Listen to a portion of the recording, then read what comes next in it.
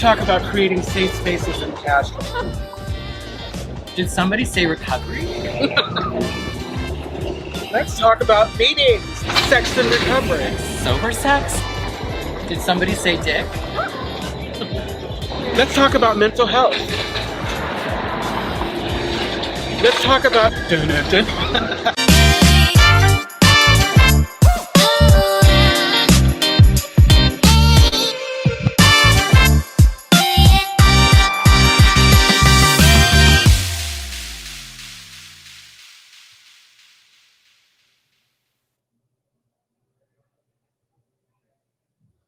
Welcome. You are at the CCC. Where there are no outside issues with Bonnie Violet. And Lulu. Each week, we will provide and create a brave space where we engage in conversations around topics of recovery.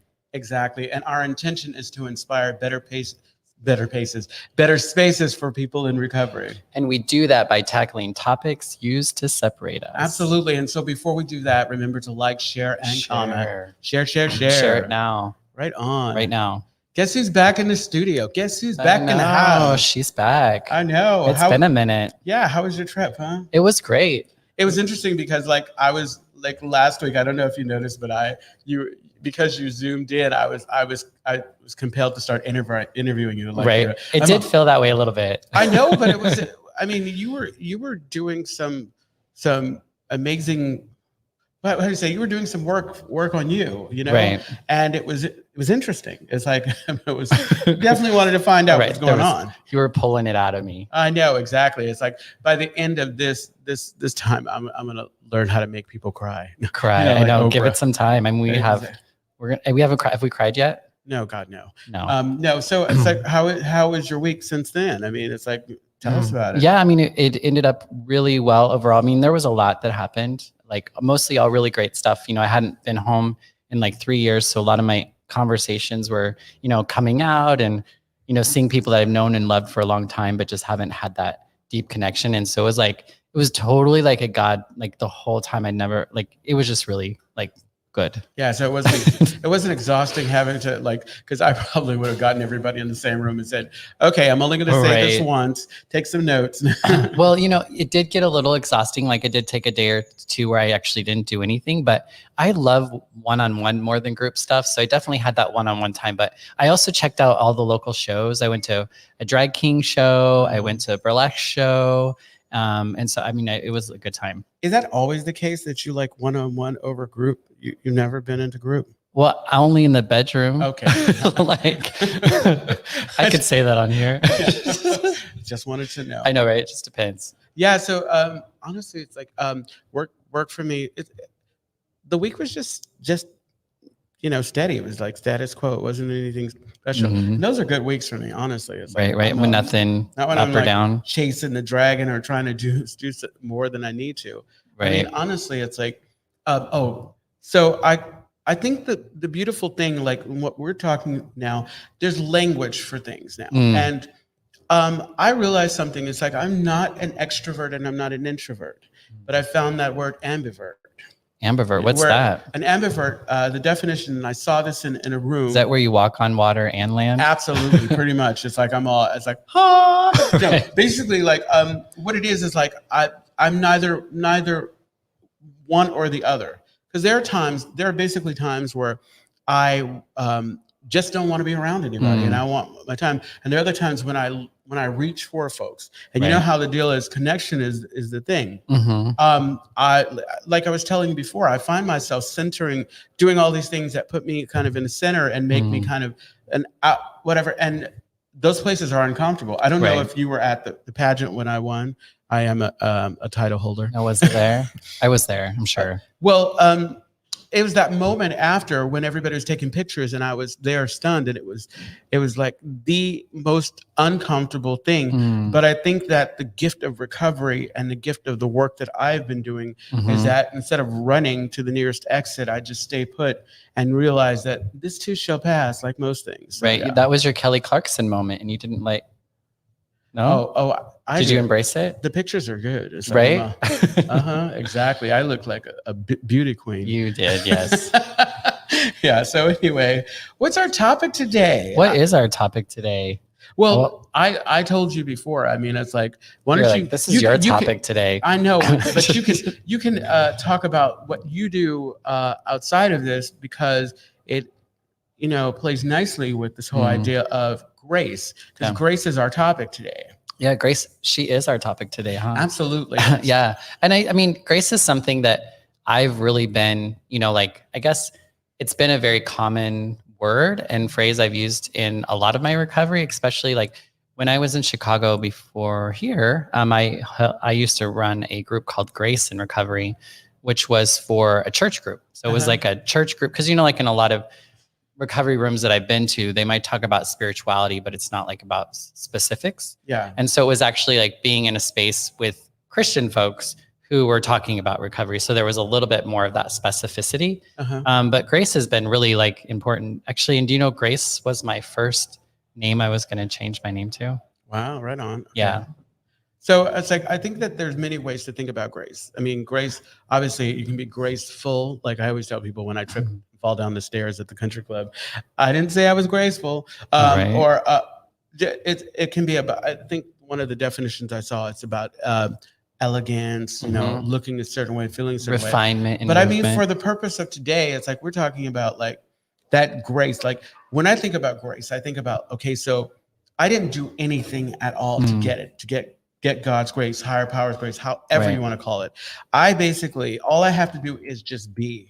And it's that beautiful thing that like, I would say to my sponsees, and I ripped this off from someone else, do not mistake God's grace for personal strength, because a lot of times life gets bigger like it's supposed to. And all of a sudden it's like, I don't need to do this and I don't need to do that. And all of those things that are keeping you from falling back into old patterns or whatever, all of a sudden it's like, I got this, boo. I got it. Right. Well, you don't have it. You don't have it. And just remember. So anyway, I'm going to shut up. You don't need to shut up. Not at all.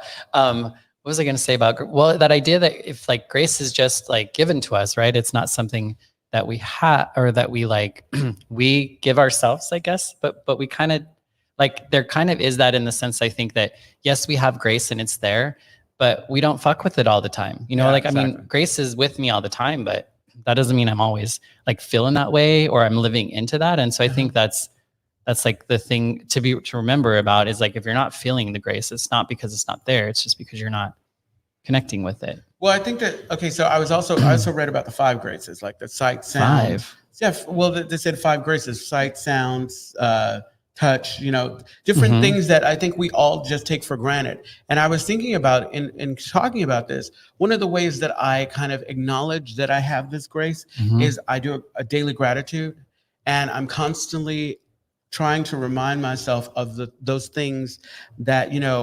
that any other time I would just take them for granted. That, like I wake up and my bills are paid. I'm in a comfortable bed, and it's really easy to kind of focus in on that just because of the number of folks that are unhoused. Right. Well, I found the right way to say it, unhoused, because somebody said you can't say homeless anymore. Right. It's not the best way to say it. Well, yeah, I think wanting to dignify individuals. Yeah. I think one of the things for me, what grace is, because when I lacked experiencing grace, I felt like I had to do something in order to experience grace. Like I had to do something in order to be right in God's eyes or to be a valuable person. And so I think I got to the point where I was so critical of myself and I was focusing on like earning that I never actually experienced grace. So I think until I started to like not do the things, like to just sit with some of the things. I don't think it's always about, at least for me, it's when I don't take all the actions that I usually take. And I just kind of like chill and stop and not be so critical and just kind of, I don't know. I think that was a big part of me for my grace, is being able to actually stop being so like critical and in that earning space or needing to be validated sort of space. That silencing of your brain. Huh? But out of that, not being enough, right? The not enoughness. Oh God, yeah. Right? Because if we're experiencing grace, we are enough.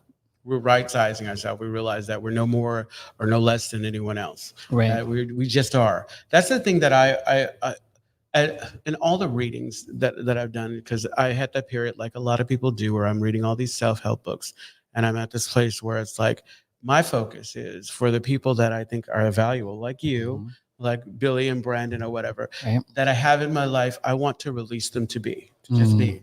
Meaning, I am not trying to change anybody. I'm not trying to make them something, because there was whatever reason I was attracted to people, and then all of a sudden you're attracted to them. But I can see where we can have some improvement. I think that I try again, going back to the gratitude. I try to be grateful when I'm surrounded by people that, have those things, those qualities that like I find endearing, that they already possess, so I don't have to train them, because I'm a Virgo. And I feel like God has given me the grace to maybe kind of help people along. Right. Well, and they have their own higher power for that, right? Oh, absolutely. But I think though there's something in that though, because part of grace too is us being able to allow that to others, and that causes us to have a better experience with them too. That's the thing. Like I think it's taken a little while, and you have double-digit sobriety now, but it's taken a little while. But remember, I used to judge individuals who struggled because, and what I know now is that wasn't about them, that was about me. Because how can you not see someone who's going through something that you've gone through and not think, and I had fear around that. Yeah. And for me, grace with individuals who are having experiences, I got to fall flat on my face. I got to hit my bottom. I got to have my experience. I sometimes say, I got to have my party. Right. And now I need to step back and let other people do it. Like when I was working here at the club with Billy, I think that Billy had the grace and I had the like. I honestly no. I always tell him it's like what was funny is like and if you don't know, Billy's our executive director here. I have this warm, kind of fun, friendly face, and Billy not so much all the time. But he is absolutely amazing and warm and whatever. And I think that we were switching roles. It's like folks would come to me expecting the warmth and everything, and I shoot them down, and they go to Billy and get that grace. And so it's like I learned a lot from that experience. I'm trying to make Billy cry. Right. But it's true. It's like I learned a lot. It's like don't make it about me. Let go of it. Let go of this. Because I got that grace. Right. Yeah. There was, when I was doing a little bit of reading on grace too, one of the things it talked about was, grace even when they don't deserve it. Yeah. So maybe we are, doing shitty things, or other people are, but I think that's part of it too, is being able to allow, like you were talking about, just allow people to have the experience that they need to be having. Exactly. I think, and it's a beautiful thing to know. It's like, I can be in someone else's eyes the worst person alive, but it's like that grace is still available to me. And I think the key is like, becoming aware of it and appreciating it, because it's like, for me, like, I want to live the best possible life that I can. And I know where I'm going with this. I want to live the best possible life that I can, but it's like, I think the challenge is when I am not tuned in to all of to the amazing things that are kind of happening and the opportunities that I have, if I just kind of fall in line, if for lack of a better way to say it. Yeah. No, I feel that. What was I going to say?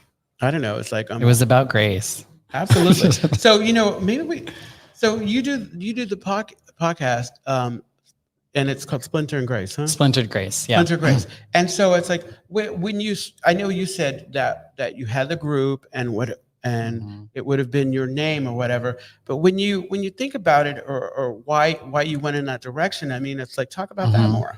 Yeah, well, I mean, I guess I could go a couple of places with that. Like when talking about Splintered Grace, I think that's maybe a good, like for me and my aunt, she's a conservative Christian. We don't see the world in a lot of the same way, but we love one another, and we're actually actively trying to be in relationship with one another. And so we're trying to allow one another grace, knowing that, and we call it splintered because sometimes we're not going to be very graceful about it. Do you know what I mean? Like, No, absolutely. we still might get hurt. We still might say something that's harmful to the other person, but we know that that's not our intention. And so we're trying to allow one another grace to kind of get through that. Yeah. And that's similar to like what we were saying with regards to like, if we make an error or we misspeak, that we need to kind of stop each other and self-correct. Yeah. And I think that's, and in doing that, it's like, it's not saying, you know, we're not expected to be perfect. We can make mistakes. Right. We can make mistakes and still be lovable and still be worthy. And I think that that's the challenge. I'm reading Brene Brown. It's like, and it's already coming out. It's absolutely already coming out about this vulnerability. Yeah. But there was another point that I was going to make. Go ahead. I know, right? We're both like, I know, but there's so much to like pack into this. Yeah. I mean, and for me, my higher power is grace. So I haven't been able to have like this whole, you know, person in the clouds or religious kind of God sort of situation. And so my higher power that helps me stay sober, it was grace. It was this idea that I didn't have to do anything. Like I have value and I have worth, because a lot of my motivation has been about trying to validate my existence and try to equal everyone else. And so, which was completely against everything that I believed. You know, I believed in my core that we all have the same value, we all have the same worth, and we're all here for a particular reason, and no one is better than the other. Yeah. However, I was walking around as if I was less than. Oh yeah. Exactly. You know, and that's not true, nor is it cute. Well, we can always say those things intellectually, but when we get to a place where we completely, but that's why things aren't in connection. Yeah. And that's why I call it a higher power, because it's not something that I am, but it's something I can reach to, and it's something that is within me sometimes, and it's something that I can tap into. So that's why it's kind of like my higher power concept. It's like, I can say like, how can I, you know, like the situation in me coming out and being trans, not everybody's had the same response. And so being able to kind of allow folks grace in that experience has been really helpful. That was the point that I was thinking of. I feel like for me, and I can't speak for anybody else in this process, because I understand people have trauma and they go through frustration or whatever. But one of the things, it was a struggle for me. It was a period of trying to come to some understanding when I came out as gay. And then I thought about it for myself, the amount of time that it took for me. So how could I possibly go to people that I suppose I love? And number one, I was going guns a-blazing, because I didn't trust at the time I didn't trust their response. I didn't even give them a chance to respond. I had a one-sided conversation. But how, like I was saying, how can I be impatient or ask them to understand when I didn't understand? Right. And so it's like, it was a matter of, I read my books and everything, and I was like, I'm going to love you guys enough to know, but there's a time limit. Yeah. It's not going to be forever. And sometimes maybe, like for me, maybe I had to step away and step to the side. And it's really taken a little while, because I've grown and changed with my understanding of who I am and what I'm okay with. Before, I was fine with being tolerated. Right. And now it's like, it's important for me and my peace of mind that you either accept me or you accept that I need to move on. Right. You know. I was just noticing that we actually have some people in the comments. So sorry about that. Hi, Nora. Glad you could join us. And then there's Billy. We've been talking about him, so it's a good thing. What did Jeff say? It's like, Jeff says, one quote that really struck me, not confronting our fear denies the grace of God. And it's by Henry Cloud in Boundaries. Absolutely. We are definitely working on making sure that we include you guys that are watching, the folks that are watching. I'm working on There's some guys there too. Yes, just not everyone. Exactly. But it's absolutely important. I mean, it's like, I'm flawed. I'm human and therefore fallible. Right. Well, and one of the things I was thinking about in the term of like grace being simple elegance or refinement and movement, I think that plays also with this idea of grace, like as a spiritual virtue or experience. Is like, I know when I can allow myself the grace for my mistakes and to just be where I'm at and kind of go through that experience, I think I'm probably going to be seen in the world as a graceful person, somebody with, you know what I mean? Like just kind of floating. Absolutely. Well, floating through the world. When you don't punish yourself so harshly for not being perfect, because there's no way. I just can't anymore. I don't know about you. Like the older I get, like I just can't like be mean and hard on myself anymore. It's like I have no tolerance for it. And I'm not saying that I'm perfect at it, but I feel like I'm getting less and less able to get in those places of being so hard on myself and not having compassion for myself now or the past. One of the things I've really been trying not to do is shit on my past. Exactly. Is really just kind of be like, that was my experience and that's what I did at that time. And some of it might not have been, graceful. Yeah. And, that's okay. And I can just move from here. Yeah. Well, I was going to say, it's like giving yourself that same kind of compassion that you give sometimes so freely to others. Well, you can't, and this too, you cannot transmit something you haven't got. No, so absolutely. I think you have to experience grace before you can transmit it. Yeah. And the irony is that we've always had grace. It's right. It's there the whole time. If I pay attention, like I've experienced homelessness and I've experienced all the different things that come with the struggle, as you put it. And I didn't know when I was in it, but I know now that I stayed in the shelter system and it wasn't it wasn't the Ritz, I tell you. But where I realized that where I experienced grace is that I had the wherewithal to come in, because I've talked to folks who fear that whole thing, and they think their best option is to stay on the streets. And I didn't understand for a long time, but I forgot to acknowledge. I mean, hey, I could have very well been that person, but I wasn't. So it's like grace shows up in like all forms, and I think that for me, and I almost speak for myself, is the key is to get some awareness around it, because then when I'm living in that place, I'm practicing I'm living a life of gratitude. I'm living a life of grace, Yeah. Billy says restraint. That's Raul. I'm good. Well, there's Billy first. Okay. Restraint of pen and tongue is a beautiful reminder and practice of grace. Gossip ain't graceful. Yeah, that's a struggle. Right. So I've been graceful with myself. It's like I'm giving myself grace. I've worked on it. Don't be a gossiping grace. Absolutely. But what did Raul say? Raul says, from Yale to jail, Park Avenue or Park Bench. We love you, Raul.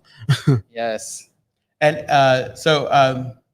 I think another part of like kind of accepting grace or understanding and being aware of it is humility. And this is all these $1,000, $1 million words. If this is your first time watching, I just want you to know that this is not a part of the set. It just happened this way. When Brandon curated the space, he put it there because anyway, it's like it's a way for me to practice humility. It's grace. No, it's grace. Right. Now we need to talk about grace more still. Absolutely. How about folks in there? Hey, you in there. I know. Hey, you. Right. Hey, you in the box. Hey, you in the chat. This is the point where the conversation starts. We're going to move right into sex. I know. If all else fails. No, things won't fail. No.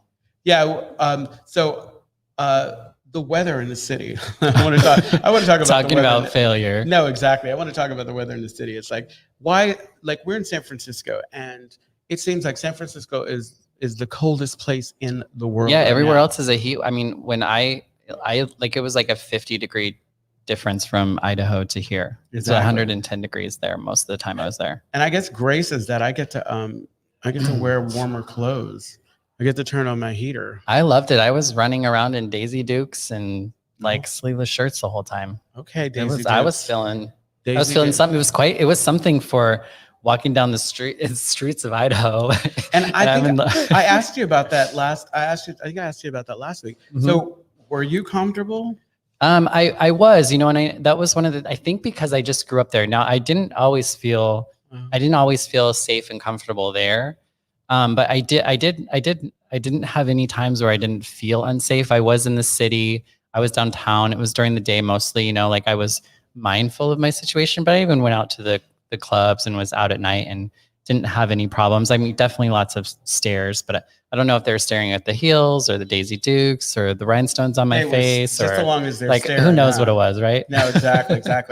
I was going to say another reason why it's important for me to acknowledge the grace that I receive so freely or whatever is it's my responsibility because of where I stand in my recovery to practice the grace with the folks who come after me, because we don't know who we're able to reach. It's like there's some people that'll never hear you because for whatever reason, but the people that hear my voice, and listen or whatever, if I show up and I'm not giving them that same kind of unconditional kind of allowing them to kind of just have their experience, that can be detrimental. So for me, if I had a sponsor who was really kind of wonderful. He just said, when you judge people for living their life, for having their experience, you miss an opportunity to be of service.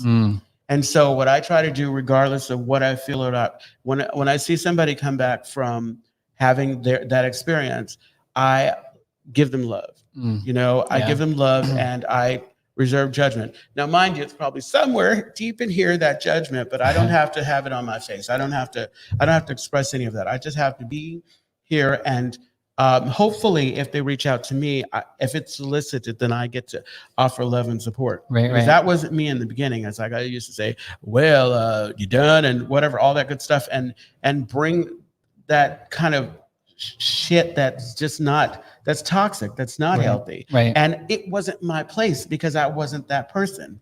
And that's a valuable lesson I learned. Guess what? If they don't ask you, don't offer it. Don't give it to them. Not at all. Nora's saying, grace is peace in an uncomfortable situation. God does for me what I don't do for myself. An area of grace too. So I'm on Clubhouse and I have friends who do karaoke. And it's such a wonderful thing that I witness, because I stay in the audience because I'm not singing on, but it's not the perfect situation because it's over kind of a phone. And, if for people who sing, if you don't have the right acoustics and everything, but they let everybody do it and they cheer them on and just love them. And to me, that's grace. Right. That's grace, because it's like, it's not because if I had my way, I'd be like, no, we're gonna wait till you're a little more seasoned, and if you get out of here. But if you do that, it's like, if you do that, you take away people's opportunity to kind of explore themselves and grow in a way that they need to grow. Yeah, not assuming intent. Yeah, I think grace is one of those things, though. It's like you gotta use it, or if you don't use it, will you lose it? I don't think so. I think that it's almost like, I mean, you can get it back. Well, no, but okay. So thank God. And this is where maybe, like, for me, what I think is like, it's just like the air that we breathe. That's grace. It's that I don't even have to appreciate it. It just is. I don't have to do anything at all. It just is. Right. And when I talk about, like, for me, it's important for living my best life to become aware of it, because it's so easy. If I'm not in tune with all of the blessings, the good things that are going on, I can get in that dark space where this, that, and whatever, I don't get anything. It's like, my life is this and whatever. And I don't, not very graceful. and that's not very, and it's not appreciative. It's not appreciative. It's one of those things where this is a gift I'm giving you. And you don't need to throw me a ticker tape parade or call every day and tell me that you love me. Just live your best life. That's what I think with my higher power. Just live this life that I'm handing over to you without any strings, Yeah. Sounds real easy to do. This is gonna be like the PTA net, the Christian network. I'm like, girl, live your life. Right. Yeah. That was random. I was thinking, the new Tammy Faye movie is coming out. I know. It's like, I'm looking forward. You know what? That's the one thing so, when you have an idea about someone, whatever, based on whatever information, you have this idea about them, and then you find out more. Like, it was ironically that show, The Surreal Life, where I actually like, wait a minute, this woman is not right. Say, the way. Yeah, I mean, she was a bad person within her. Do you know what I mean? Like to us, without knowing much, you might think like she's on the other team. Yeah. But then she was kind of like the the one that was in trouble with like the people in the church and all. Like she was like the odd one. Like the one, I don't know, against the grain. If you will. No, exactly. I think that when you take the time to get to know someone, when you take the time to find out more than just what you find on the surface, I think that's grace too. When you give somebody a chance to show them who they really are. Yeah. There's so many ways to see it. There is so many ways to see it. Billy Lemon says that was a very nice sentiment, Lewis. Oh, right. I'm not exactly sure which one it was, but I completely. There was a lot of them because it's like this has been full of sentiments. I know exactly. Like one right after another. Well, no, it's like I think that we are right to be talking about grace. I think that more people again, they mistake their own personal strength for grace. It's like when I avoid getting hit by a car in the street because somebody pushes me out of the way. No, it's all of these little things that we just so easily take for granted. Like we're in San Francisco here, in California. Yes, we are. We're in a bubble, and we're in Castro, in a bubble inside a bubble inside a bubble. That's grace. Because like obviously we've got a lot of people visiting and the things that are going on with regard to COVID and the challenges, but we have more people here than not, right, that have kind of done what they needed as far as distancing, all of those things. So it's like those are things that it's so easy to take for granted. It's like when I have friends that say, "Oh, this is such an inconvenience, whatever." You know what? It's an inconvenience when people are doing it. It's like it's a gift. It's a blessing. Yeah. And, who knows how it's all going to, I think it's played out really well for us because we have, taken the extra efforts in places, Absolutely. It's like for me, it's like the one thing that I've been doing is like, and this is another way that I have been kind of, I carry my mask. Your mask. I carry my mask. And because I like when I go into places where where the workers are wearing masks, I put it on because it's courtesy. It's just a good thing. This is not a plug for telling you what you should do, but honestly, it's just for me. It's I can only let my example guide you, and that's if it does. Again, like I told you, it's like you may not see me on the street. We may not be vibrating at the same frequency, but I'm working on it. Right? Yeah. I feel like grace we could talk about forever, but I'm feeling like I'm struggling to talk about it for whatever reason. What else would you like to talk about? No, I think we should talk about it. I'm just putting it out there. If Billy says, what is the most graceful moment you've experienced in the last week? Graceful moment in the last week. I'm sorry, there's people waving at us through the windows, and so I forgot where I was for a second. You know what? Honestly, okay, so every time I sit down with my sponsor is amazing. And I have moments where I just feel like I have to unload. And I think again, I'm not perfect. No, and any time that I have to kind of express something, because there's a situation I'm going through with a close friend, and I have moments where I have clarity around it, and I love this person so deeply, but it's challenging, and I need to kind of steer clear. And graceful moments that I've experienced is when my close friends have been able to kind of just allow me moments to talk about it and kind of get lost in it a little.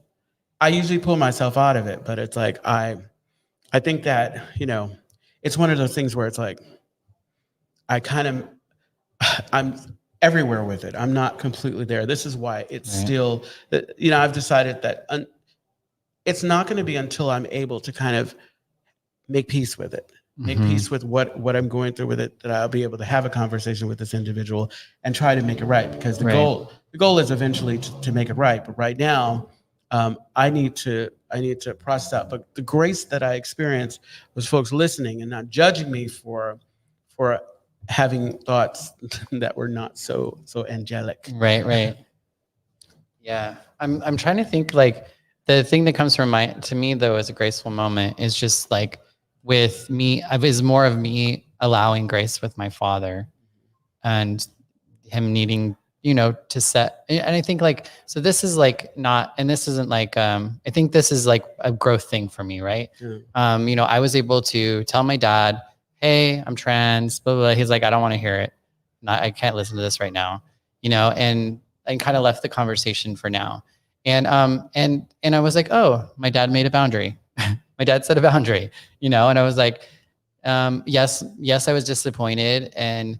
But also I kind of expected it. And then also it was like, he didn't say, don't ever talk to me again. He didn't say, all he said was, I can't listen to, I don't want to hear this right now. You know what I mean? And he asked me to give him some space and not come see him right away. And I can be like, okay, and in the past, it'd been really easy just to like be a victim to all that. Yeah. And I think that was part of getting myself ready to where I could allow him that grace. Yeah. I was thinking it's like you, like the timing, because that's amazing to be able to. I did a lot of work to get to do that. I had to get to a space and of like, I had an unhealthy need for my parents to see me, like to really see me. Cause I've always felt like I was too much.